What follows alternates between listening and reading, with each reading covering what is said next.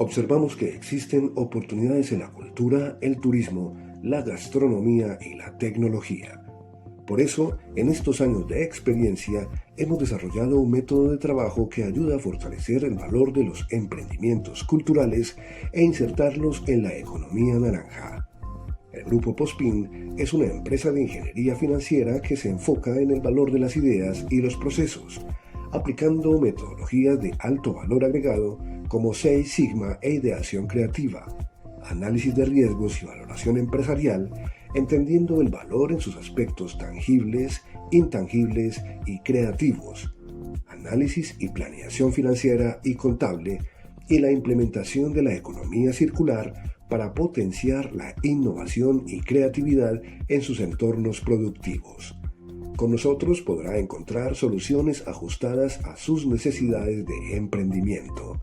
Agende su asesoría en www.grupopospin.com o llámenos al 321-636-9640. Hola, ¿qué tal? Un saludo especial para todos aquí en la Sociedad Antioqueña de Ingenieros y Arquitectos. Saludo principalmente al doctor Tomás Castellón, que está ahí conectado, y a Enrique Posada también, que están ahí conectados siempre con todos nosotros. Recuerden, además, a nuestros amigos que se conectan a esta hora, seguirnos en todas nuestras redes sociales como @SAIAntioquia, pendientes de los eventos que tenemos para este 2025. Recuerden que si quieren participar también en nuestro jueves cultural, en nuestro martes de la SAI, en la revista técnica, en el boletín informativo Notisai, puede escribirnos al correo subdireccionestratégica@sai.org.co, y si quiere saber de los eventos y convenios y demás, en mercadeo@sai.org.co. Hoy tenemos un tema que creo que todos debemos conocer, los que tienen empresa deben conocer y las personas también deben conocerlo, y es el nuevo régimen de habeas data y protección de datos personales, con la doctora Adriana Zuluaga, quien después de estos videos promocionales estará con todos nosotros. Así que no se muevan, no se lo pierdan, porque va a estar demasiado interesante.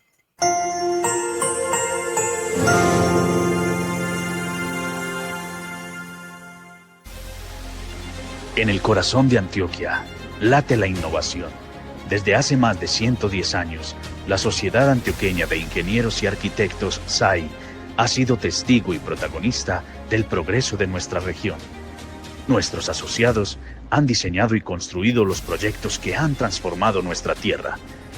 Únete a nuestro gremio y forma parte de nuestra historia, porque juntos somos la fuerza de la razón.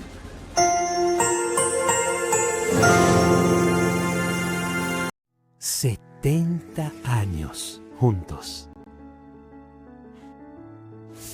Un viaje que comenzó en 1955, cuando apenas imaginábamos la magnitud de lo que en Empresas Públicas de Medellín estábamos construyendo. En cada proyecto, en cada acción, trazamos un camino. Y ese camino nos conectó con una comunidad que creció junto a nosotros. No solo ofrecimos servicios públicos, ofrecimos calidad de vida y desarrollo para todos. Cuando transformamos a Medellín, lo hicimos con la ayuda de muchas instituciones y de su gente. Creamos espacios, unimos corazones, y hoy, esos lugares son símbolos de nuestra historia. Nuestra misión no se detuvo allí. Transformamos una región y también otros territorios que parecían lejanos.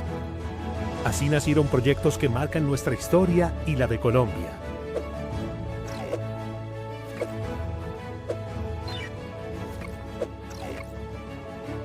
Hoy, contamos con el proyecto más grande de Colombia, Hidroituango, 2.400 megavatios de energía limpia, un legado que ilumina el futuro.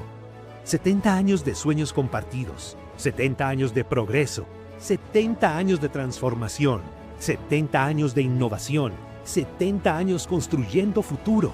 70 años brindando servicios públicos de calidad, 70 años en la vida de las personas, 70 años en el corazón de Medellín y de Colombia, 70 años de historias que seguiremos escribiendo. EPM, 70 años juntos. ¿Eres ingeniero o arquitecto y quieres ser parte activa del futuro de Antioquia? En la SAI fortalecemos el conocimiento y lo conectamos con soluciones reales para nuestra región. Accede a formación continua, espacios de relacionamiento, asesoría profesional y una actividad gremial con más de 110 años de historia. Haz parte de la SAI, construye, aporta, transforma, porque juntos somos la fuerza de la razón.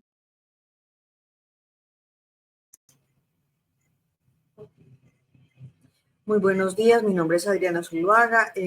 Hoy vengo a compartir con ustedes un conocimiento frente a la nueva normatividad de la Habeas Data, que viene siendo reglado desde el año 2000 de manera incipiente para efectos electrónicos y que tiene una modificación representada en las resoluciones 2239 y 2238.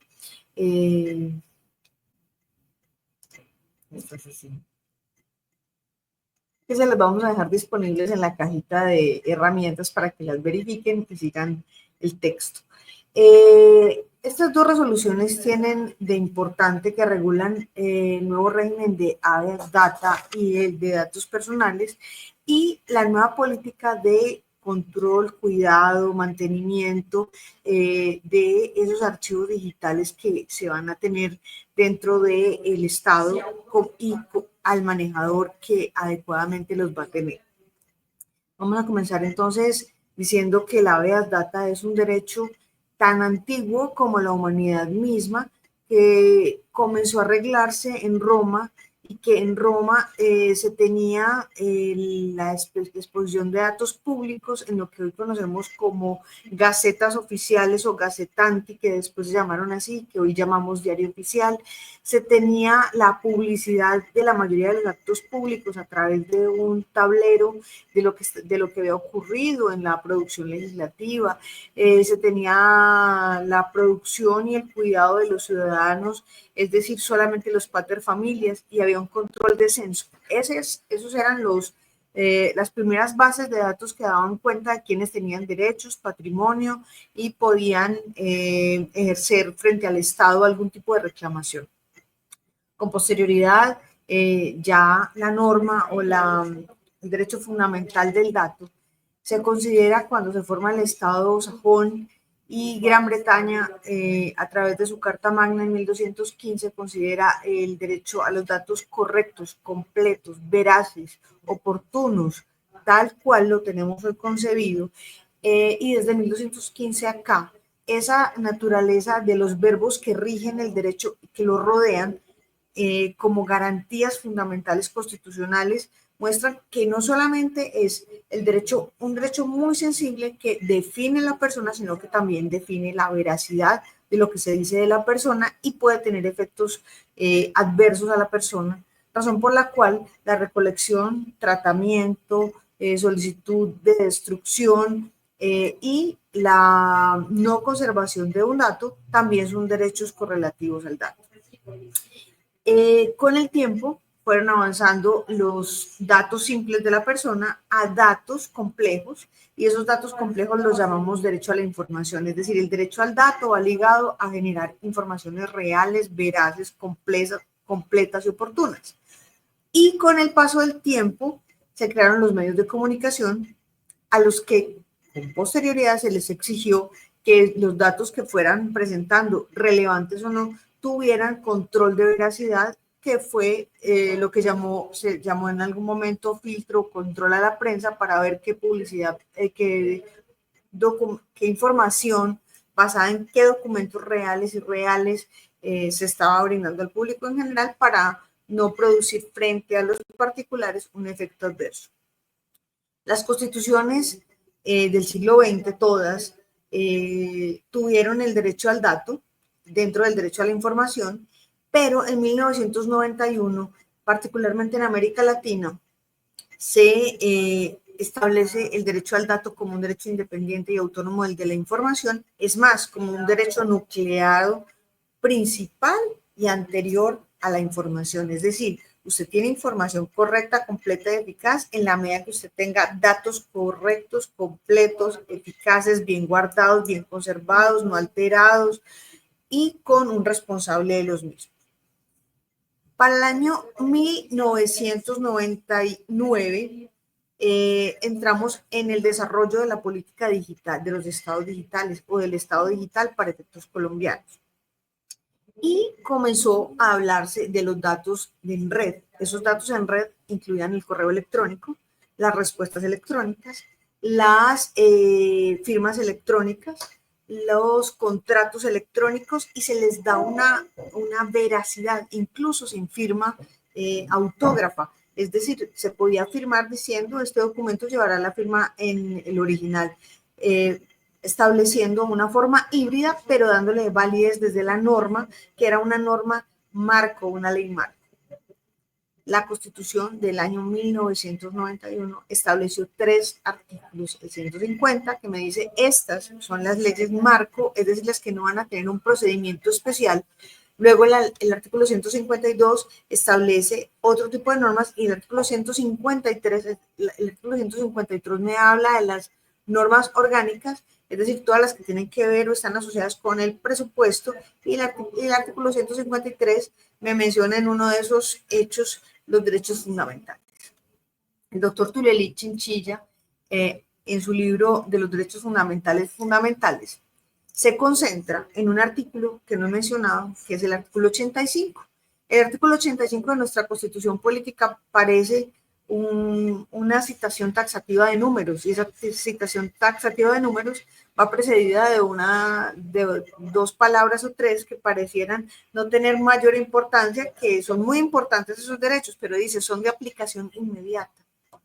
Los artículos 11, 12, 13, 14, 15, 16, 17, 18, 19, 20, 21, 22, ahí hace un compendio de más o menos 20 derechos que sean derechos de aplicación inmediata. Quiere decir que no requieren que lo regule el Congreso de la República, que no requiere que haya un acto legislativo en trámite para aclarar, que no requiere que haya una ley estatutaria en firme, que no requiere que haya resoluciones en las compañías para que los datos tengan una política especialmente reglada a través de otros instrumentos. Y ahí somos remisivos al artículo 92, es decir, los tratados internacionales, la ley natural y los tratados internacionales debidamente incorporados por Colombia. Cuando vamos a los tratados debidamente incorporados por Colombia, encontramos que ya hay una cosa que se llaman bases de datos abiertos. Eso que hace que un Estado que incipientemente había reconocido la tecnología como un medio de aceptación contractual, de firmas, de declaraciones que tienen valor vinculante, hoy tenga datos públicos de personas privadas. Entonces, en el año 2017 se hace un freno a esa regulación de los datos y se les dice, miren, lo que tenemos que hacer es clasificar los datos que vamos a tener en nuestra legislación y decir qué tipo de datos vamos a regular.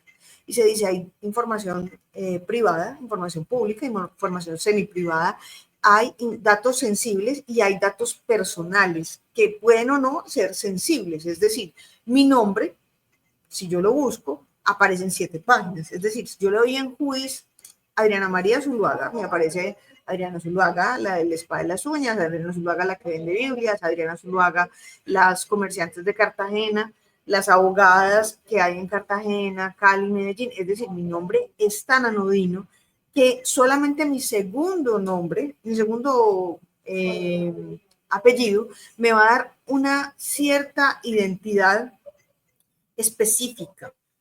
1, 2, ¿qué más se asocia a mi nombre que me pueda dar identidad? Entonces, el abonado numérico que me entrega la registraduría del Estado Civil para poderme identificar.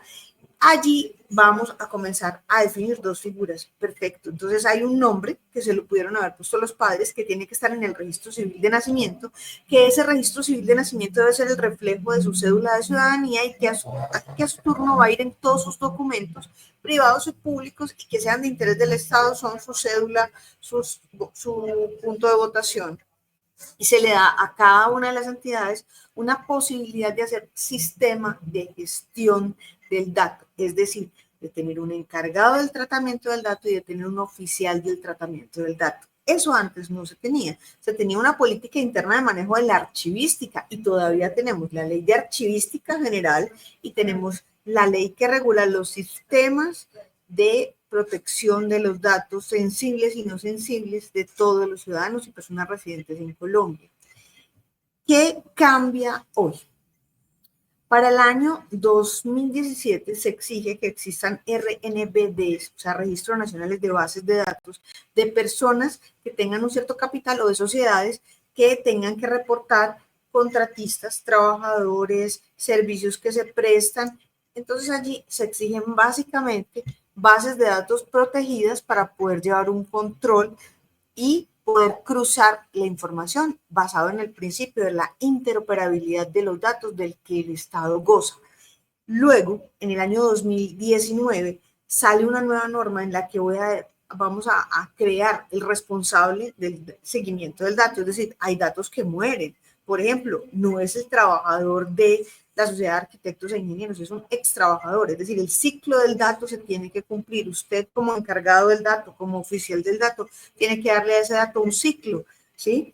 Y luego generan unas resoluciones específicas en donde se regula no solamente el dato, sino el ciclo del dato y además la forma de hacer que ese dato salga de la base de datos sin que se pierda la trazabilidad. Es decir, deja de estar marcándome como trabajador, pero lo debo conservar por un espacio de 10 años, igual que la norma documental que nos establece la archivística. Para el año 2022 sale la resolución 448 de 2022, que es la que nos lleva a venir a esta reunión del día de hoy. Y esa resolución 448 tiene una base que nos define quién va a ser el oficial del dato, que nos define quién va a ser el encargado del manejo del dato, que nos define qué permisos se requieren para acceder a la información de una entidad pública, privada y semiprivada, qué datos específicos, por ejemplo, de información reservada no se le pueden entregar sino al titular o con permisos específicos o autorizaciones específicas.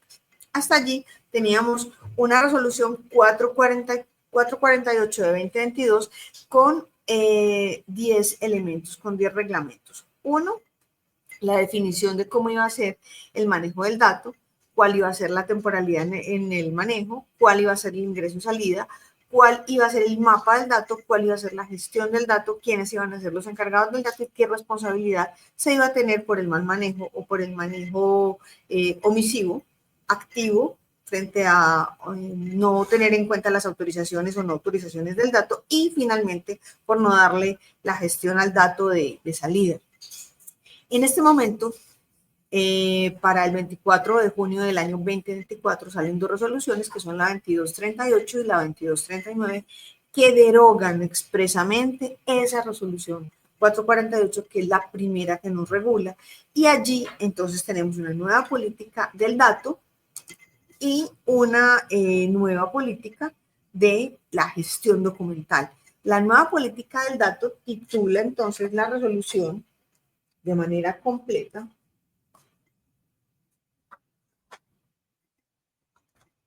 Dice así, la resolución dice, por medio de la cual se establece la política del tratamiento de datos personales del Ministerio del Fondo Único de Tecnologías y de las Comunicaciones y se deroga la resolución 924 de 2020.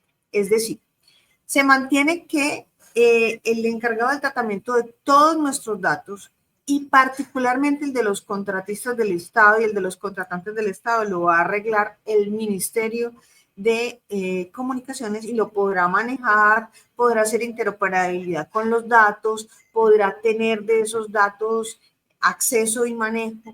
El alcance está ilimitado para el Ministerio podrá exigir que haya, bueno, aquí está la evidencia, pues, dentro de la norma está la evidencia del tipo de legislador.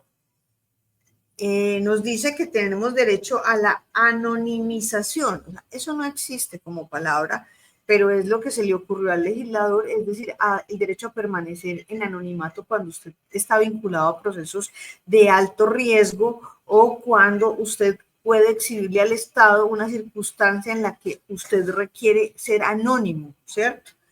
Pero, en todo caso, se le exige al Estado que en todo caso que le vaya a pedir datos, tendrá que mediar autorización. Cuando usted entra a la página de la DIAN, está la obligación de la DIAN de pedirle permiso, de autorizarle el manejo de los datos, es decir, para que usted reciba un correo de la DIAN, usted tuvo que haber dado permiso de autorización para que el correo electrónico de la DIAN le llegue al correo. Lo propio para ser notificado, lo propio para tener un proceso digital. Es decir, todavía todas las entidades del Estado tienen ese manejo. ¿Qué problema o qué dificultad veo yo en la norma? La norma en general no tiene que tener problemas. La norma en general obedece a una política que la debe cumplir quien es el titular de la cartera. En este caso, quien maneja esa cartera es nuestro exalcalde de Medellín, que tuvo por política en algún momento plantear que la ciudad de Medellín fuera pionera en entregarle toda la información de su cedulación para efectos de hacer interoperabilidad de sus cédulas con la Registraduría Nacional del Estado Civil. Si hoy decimos que él hoy no es el alcalde de Medellín, sino el viceministro de las Telecomunicaciones y que en las competencias específicas de los datos que estamos hablando, nos está diciendo, dice, principios que rigen la política de tratamientos de datos y la primera es la legalidad del manejo que tiene el encargado del viceministerio o el ministerio de las tecnologías para poder tener el consentimiento de los datos de todos los ciudadanos de Colombia. Quiere decir que podemos tener allí una norma que tiene una modificación de control frente a lo que va a ocurrir próximamente o en los próximos eventos que son las elecciones. Frente a los datos sensibles tenemos una subclasificación. Habíamos tenido hasta acá una clasificación de datos privados, públicos, semiprivados, sensibles, y no habíamos tenido una subclasificación de datos sensibles, pues esta norma se encarga de hacer eso en el artículo 5º, y esos datos sensibles se asocian fundamentalmente a la historia clínica y o cuando la persona no tiene algunas capacidades para poder decidir por sí, o cuando usted está en un proceso y no tiene o no fue notificado y no ha tenido defensa, entonces el juez tomará a discreción, es decir, será sopesado si se requiere o no autorización para poder tomar esos datos sensibles y entregárselos a un tercero. Es decir, esa responsabilidad queda para mí en un límite muy, muy delicado de sensatez de cuando se entrega o no la información sensible a un tercero. En 5 casos. Los cinco casos son las incapacidades, el caso de la historia clínica, el caso del proceso, el caso de la finalidad histórica o estadística, y ahí se puede levantar un dato sensible, y los 2 casos especiales de los datos sensibles lo tienen los datos de los niños, niñas y adolescentes en 2 eventos. Uno, cuando tenga que responder a un interés superior del niño o adolescente, y 2, que sea solo para asegurar sus derechos fundamentales. Como les digo, dentro del tratamiento de los datos ya también debe haber una finalidad y debe haber una temporalidad de quién hace el manejo. El primer numeral del artículo 6º me está diciendo que se le tiene que permitir al Ministerio de Comunicaciones ser el garante de todo dato de manera ilimitada y poder hacer esa interoperabilidad de los datos.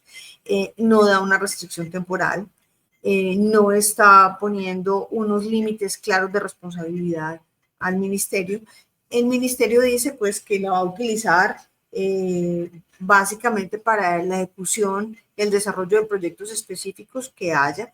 Y hay unas normas nuevas que se refieren a los manuales de gestión de los proyectos, el manual de gestión de los datos y el manual de gestión de la información que se brinda por parte de los contratistas, proveedores y que el Estado les entrega unos preformatos para cumplir y cotejar contra la información del Estado que están cumpliendo, que están dejando de cumplir.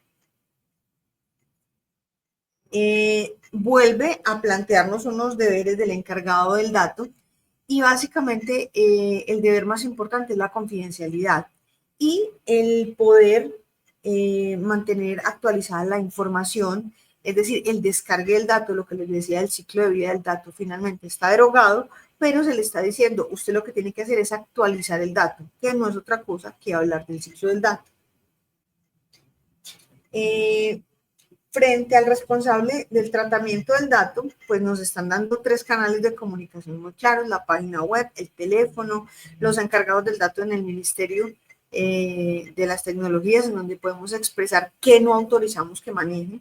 Y nos están dando 6 canales, el canal presencial, el canal telefónico, el canal virtual, el servicio postal y los buzones de sugerencia físicos y no físicos.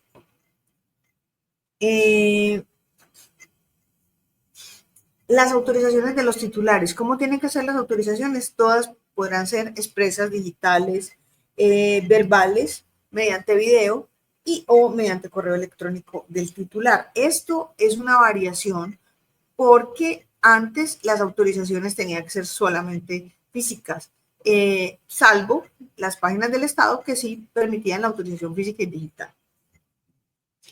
Dice, y ahí es contradictorio, casos en los cuales no es necesaria la autorización, justamente en los casos donde la información es sensible.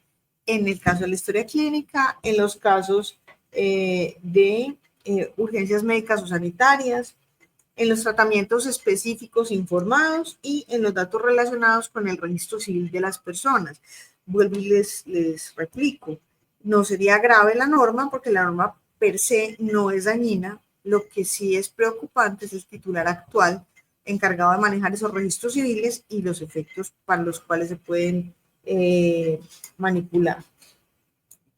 Se establecen nuevos procedimientos y nuevos manuales para poder gestionar la información, su ciclo de datos, la verificación, y allí es muy importante que aparece la verificación de la información correcta, es decir, ya como titular del dato tengo yo la obligación de darle a la base de datos la veracidad y la verificación, así como Meta verifica que yo soy Adriana María Zuluaga Sierra, que tengo una cuenta Adriana María Zuluaga Sierra @gmail, que chulea y le informa a los otros usuarios, esta es Adriana María Zuluaga Sierra, no le contesté de otro correo.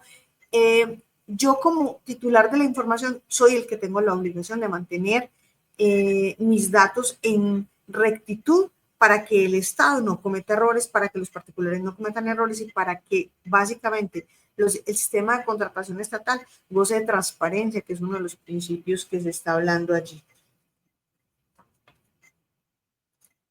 El control de acceso es un tema nuevo frente a este evento y yo puedo decir, limito la información a tales personas, esta persona no puede ingresar, este grupo de personas no pueden ingresar, solo mis amigos, como lo hace usted con su sitio web.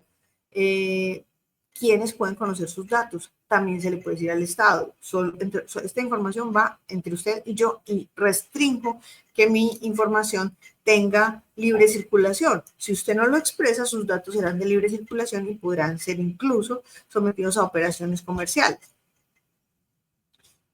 El artículo siguiente habla precisamente de eso, de la transmisión, transferencia, interoperabilidad de los datos personales.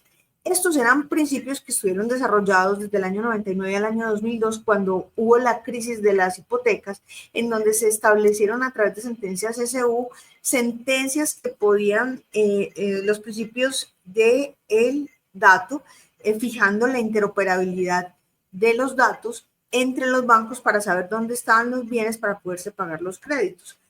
Pero allí también la Corte Constitucional miró cómo el banco estaba llegando hasta mínimos vitales y móviles, y de esa manera también el ciudadano pudo oponerse a que se llegara a, por ejemplo, CDTs, pensiones, lo que hacía que su crédito hipotecario pudiera ser pagado si estaba garantizado en otro tipo de cuentas que no estaban asociadas al producto que había tomado, pero estaba llevando a la persona que no tuviera con qué vivir, ¿cierto? Y allí ya se establece, se debe pedir permiso en la transmisión, en la interoperabilidad, en la transferencia de los datos. Por eso hay control de acceso también desde los bancos. Se fija que si hay un mandato judicial, es la única forma de tener un levantamiento de esa interoperabilidad. De resto, no podrá haber este principio aplicado a la política de los datos. Con relación a la segunda resolución, que es la resolución 2239, pues nos actualiza los verbos, es decir, nos amplía el alcance de lo que venía siendo la norma. La norma antes no tenía la ciberdelincuencia como una posibilidad o como un tratado ya suscrito por Colombia, y aunque no lo tengamos, tenemos el tratado de la ciberdelincuencia suscrito. Pero dice la resolución 2239, 24 de junio de 2024, por medio del cual se actualiza la política general de seguridad y privacidad de la información, de la seguridad digital y de la continuidad de la operación del ministerio.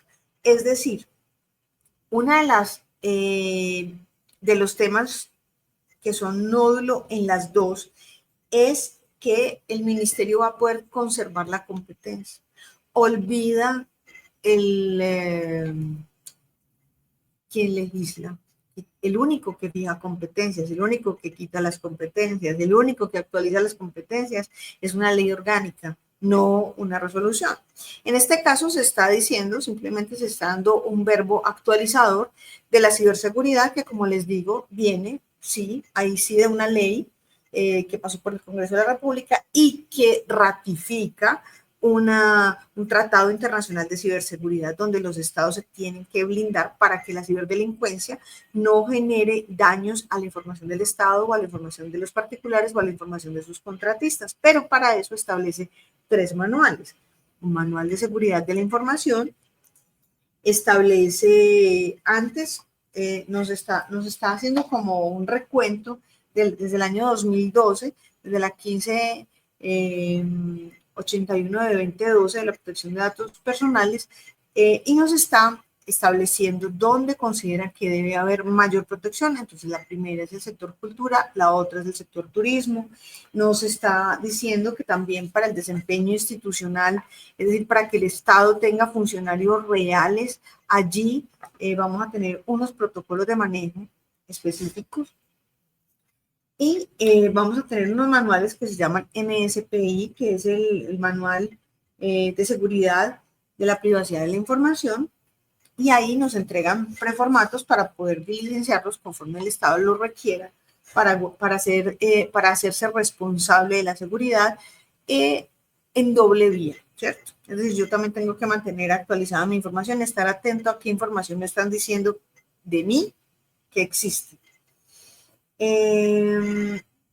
Frente a esta nueva resolución, hay que decir que, a diferencia de la primera, que está restringida estrictamente al marco de la persona, el otro sí obedece a una política COMPES, es decir, esto que nos interesa como política de Estado de la seguridad de los datos tiene que tener unas resoluciones del sistema integrado de gestión, tiene que tener un manejo, tiene que tener un procesamiento, tiene que tener una verificación, tiene que tener un manejo de los incidentes del dato, y allí cambia el manejo de los incidentes. Hasta acá teníamos un manejo de incidentes reportado a la Superintendencia de Industria y Comercio, Delegatura del Dato. En este momento los incidentes van a cambiar a lo que les decía yo, a la sana crítica de quien recibe el incidente reportado, y eso ya es, digamos, un poco más ligero para efectos de un incidente que puede tener repercusión en un dato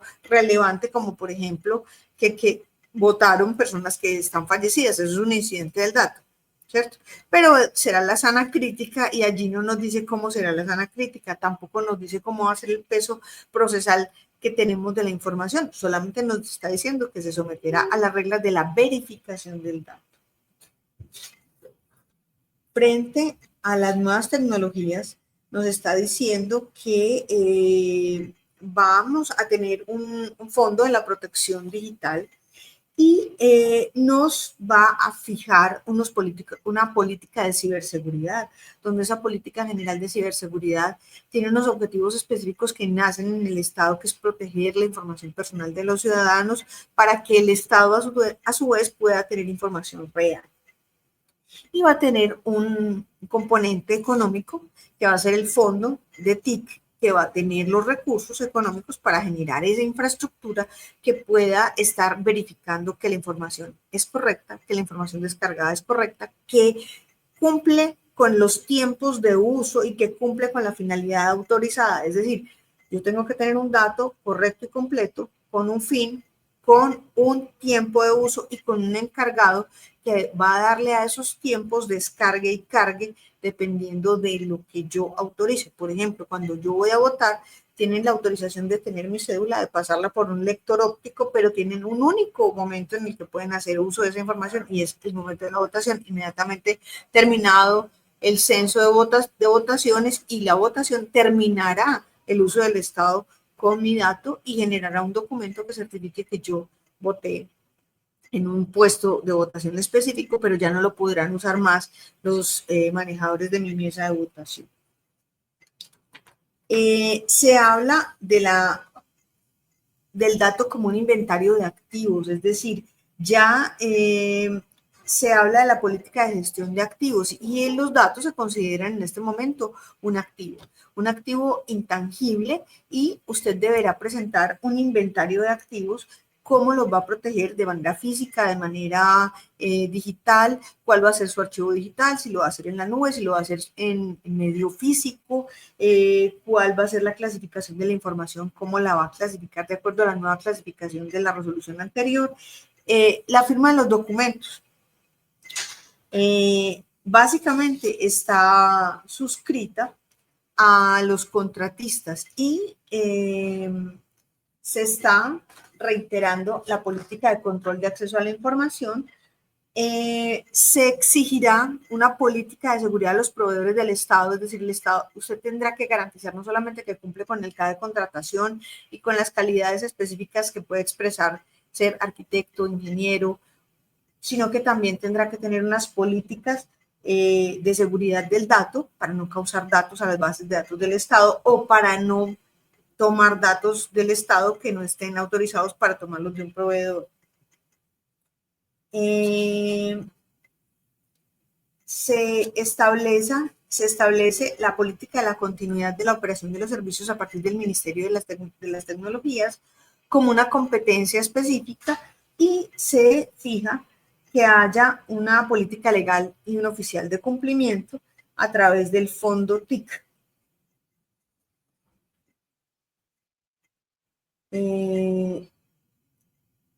Se genera en este momento un manual de gestión de proyectos en donde para seguir los tiempos de ejecución, para verificar los datos, también hay que tener una información específica que va a tener a través de la Oficina de Control Interno de MINTIC una vigilancia y manejo. Ese será el encargado. Sobre los recursos humanos, también va a haber un control específico. Ya sabemos que en recursos humanos cada empresa tiene un control y que además entes del Estado como la UGPP tienen control específico sobre recursos humanos para poder verificar los fondos específicos a donde van tu seguridad social. La seguridad física y el entorno digital van a ser hoy materia de control porque en este momento nos está planteando, somos un estado híbrido, entonces ¿qué tenemos? Controles físicos a la información digital. Si yo tengo o voy a tener mi información digital en una tera o si la voy a tener en una USB o si la voy a tener en mi computador, la estoy teniendo en un entorno físico, así sea información digital. Y por lo tanto vamos a tener que mirar ¿Por qué hay esa política? Esa política se está generando a partir de que se detectó un alto riesgo del manejo de ese tipo de información. Igualmente, hay una política de control del entorno digital, es decir, las nubes. ¿Quién puede tener ese manejo? ¿Cierto? Hay unas políticas de criptografía, que es lo que dijimos, la verificación que hoy hace Meta, se está trasladando hoy a nosotros, a los particulares, para poder decir cómo verifico que un correo que me llegó de la SAI sí es de la SAI o no lo es, qué elementos distintivos va a traer el correo, qué documentos van a tener una marca de agua para que no sea copiado, qué documentos van a gozar de originalidad, quién puede tener información que pueda presentarse al público en general. Se genera a partir de los controles tecnológicos que son el control de la criptografía, el control de la seguridad de operaciones y el control del sistema de red.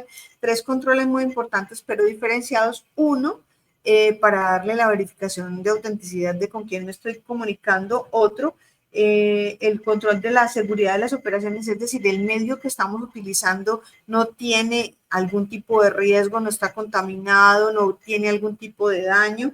Y finalmente, la política de la seguridad y sistema de la red, en donde efectivamente la Oficina de Asuntos Sectoriales y Planeación del Ministerio es el encargado del manejo de este plan. Se tiene previsto que el ministerio, como es el encargado de tratamiento del dato, entonces adquiera y desarrolle y mantenga los sistemas del Estado. Es decir, sabemos que en este momento podemos inscribirnos como .gov.co y ya podemos acceder a nuestra carpeta digital como ciudadanos colombianos. Por esa razón, el que vela por todas las páginas del Estado y el que vela porque esa interoperabilidad se haga real y que migremos de un estado híbrido a un estado digital, tiene que ser el Ministerio de Comunicaciones y tendrá que generar un estado en red en un plazo en el que vaya desarrollándose el plan especial de las tecnologías de la información, PETI. También en el artículo 20 ya nos está arreglando por primera vez los servicios en nube, en donde nos está diciendo, usted, Estado colombiano, va a tener que garantizar no solamente que se preste el servicio en nube, sino que tenga continuidad. Esta semana fue muy importante el triunfo que tuvo un ciudadano del eje cafetero contra Microsoft por la suspensión de los archivos o por la suspensión del acceso a los archivos de 78,000 archivos que correspondía a su profesión de ingeniería, en donde él demanda a Microsoft porque le exige en una actualización que le dé actualización al producto, y al dar actualización al producto, él sigue estando en Colombia, sigue estando en una ciudad de Pereira, pero su información y su contrato está en red. ¿Qué sucede con eso? Que Microsoft le dice, ya no tiene acceso, perdió sus 78,000 archivos, págueme una suma de dinero, y él le demanda a Microsoft y Microsoft pierde el proceso, le dice, yo estoy en territorio colombiano, el territorio colombiano garantiza que yo tenga acceso de manera continua a mi nube. Usted no se puede apropiar de la nube para hacerme comprar un nuevo producto porque ese no es el convenio, yo ahí no tengo posibilidad de transacción y por lo tanto le tuvo que devolver los archivos y además conservarle la cuenta. Básicamente, el servicio de nube del Estado tiene que ser para las funciones estrictamente encomendadas, es decir, los funcionarios públicos no pueden usar la nube para guardar documentos privados, publicaciones, archivos descargados, solamente para las funciones del cargo público. La política de la seguridad pública, la de la seguridad electrónica pública, pues es nueva. ¿Por qué? Porque cada una de las entidades tenía dentro de su poder reglamentario una forma de cuidar sus archivos, sus datos, un proveedor tecnológico con el que manejarse, ¿cierto? Por ejemplo, la rama judicial lo hizo con Teams, lo hizo con una compañía china y lo hizo con Microsoft. Actualmente todas las entidades públicas tienen que tener la misma política de manejo del mismo proveedor tecnológico. ¿Para qué? Para que haya seguridad en la sede electrónica del Estado. Vamos a tener una corresponsabilidad frente al uso de los servicios tecnológicos. Es decir, el mal uso del correo electrónico ya lo vamos a tener castigado. Y ahí vamos a tener un correo institucional del Ministerio de las Telecomunicaciones que va a ser dominio@mintic.gov.co, y allí se podrá informar sobre los ataques a los sistemas de seguridad del Estado o específicamente el del Ministerio de Comunicaciones. Todo lo que sean archivos sospechosos, todo lo que tengan algún tipo de posibilidad de corromper los archivos de los sistemas del Estado y de bases particulares, lo vigilará Ministerio de Comunicaciones. Y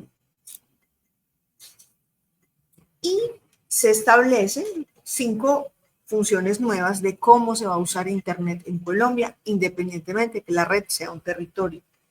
Lo primero es que usted tiene que comunicar cuál es su rol dentro de usted es el que llama, a usted es el que lo llama. Usted tiene que abstenerse de visualizar información que esté restringida en red. Usted tendrá que abstenerse de descargar software maliciosos o fuentes externas. Y finalmente, abstenerse de propagar intencionalmente cualquier virus malicioso. De los recursos tecnológicos se habla específicamente para los proveedores del Estado y para los contratistas, en donde ahí va a haber un grupo interno de trabajo con una mesa de servicios del Ministerio de las Telecomunicaciones para controlar ese tipo de incidentes tecnológicos que se puedan presentar en desarrollo de las labores. Y va a haber una oficina de tecnologías para la pérdida de información. Antes, la pérdida de información, particularmente para la información privilegiada, como el caso de los procesos judiciales, como el caso de la información bancaria, como el caso de la información de la historia clínica. Cada uno de los sectores, por tener régimen especial, tenía una forma de reponer el archivo, es decir, eso está en la ley de archivística aún, pero para efectos digitales, los documentos digitales tienen hoy una forma extra de recuperación y de recuperación por pérdida o daño de un archivo digital. Frente al uso de los sistemas, nos están diciendo básicamente que es de carácter intransferible. De carácter intransferible, será nuestro usuario y clave, que corresponderá a nuestro nombre y cédula. Cuándo el Estado podrá bloquear los servicios, cuándo el Estado tendrá la forma de verificar a través de repositorios de la entidad qué está pasando con un incidente del dato. Frente a derechos de autor, tienen que atenerse todos los contratistas del Estado a darle cumplimiento a la ley 23 y a las normas de la Comunidad Andina, así como el CIPI. Y finalmente, en las políticas de la seguridad de la información, se desarrolla un manual específico que se llama el CIMIC, que es el Sistema de Información de Modelo Integrado de Gestión. Todos esos documentos están en la página de Mintic. Todos esos 3 manuales están en la página de Mintic y básicamente tiene que ver con las empresas que tengan que cumplir con ese ejercicio. Por ejemplo, las empresas de servicios públicos domiciliarios, por ejemplo, las empresas de salud, por ejemplo, las de telecomunicaciones, por ejemplo, las que van a asesorar al Estado, por ejemplo, todas las que vayan a hacer una licitación, todo contratista que vaya a cumplir una labor o una función específica del Estado, y se tendrá que atener a regímenes distintos a los del manejo de la red, que ya, como les dije anteriormente, tenemos un tratado internacional de manejo del dato y de ciberseguridad. De esta manera doy cierre a la presentación del dato. Espero no haber sido extensa, espero haber tenido puntos específicos de presentación del tema y haber informado cuál fue el cambio en la normatividad de Habeas Data. Muchas gracias a la JEP por la invitación y por aceptar nuevamente actualizar el contenido de Habeas Data y sistemas de gestión de la información. Les doy paso para que Julián finalice esta presentación.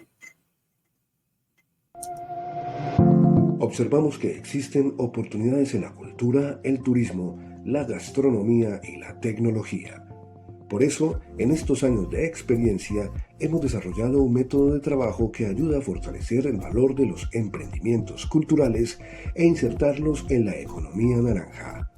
El Grupo Pospin es una empresa de ingeniería financiera que se enfoca en el valor de las ideas y los procesos, aplicando metodologías de alto valor agregado como Seis Sigma e ideación creativa, análisis de riesgos y valoración empresarial, entendiendo el valor en sus aspectos tangibles, intangibles y creativos, análisis y planeación financiera y contable, y la implementación de la economía circular para potenciar la innovación y creatividad en sus entornos productivos.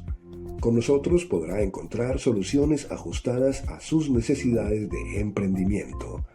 Agende su asesoría en www.grupopospin.com o llámenos al 321-636-9640.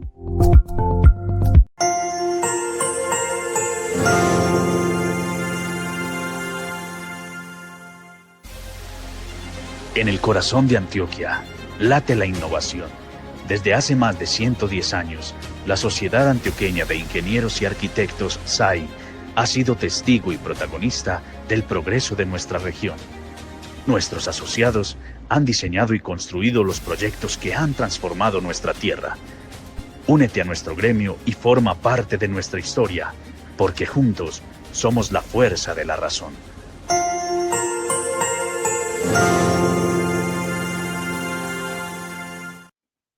Aquí estaba la doctora Adriana Zuluaga hablando del nuevo régimen de habeas data y protección de datos personales para todos ustedes, ingenieros y arquitectos y socios adjuntos que están en este momento pendientes de este jueves cultural. Recuerden que si tienen preguntas, si tienen algún comentario, lo pueden hacer al correo a4ojos@gmail.com, el número 4ojos@gmail.com, o enviarlo también al correo subdireccionestratégica@sai.org.co, y seguramente le haremos llegar esos comentarios y las preguntas a la doctora Adriana para que tenga pronta respuesta a todos ustedes. Recuerden seguirnos en todas nuestras redes sociales como @SaiAntioquia. Esperamos que haya sido de su agrado este tema en la tarde de hoy, y nos veremos en una próxima ocasión. Hasta luego.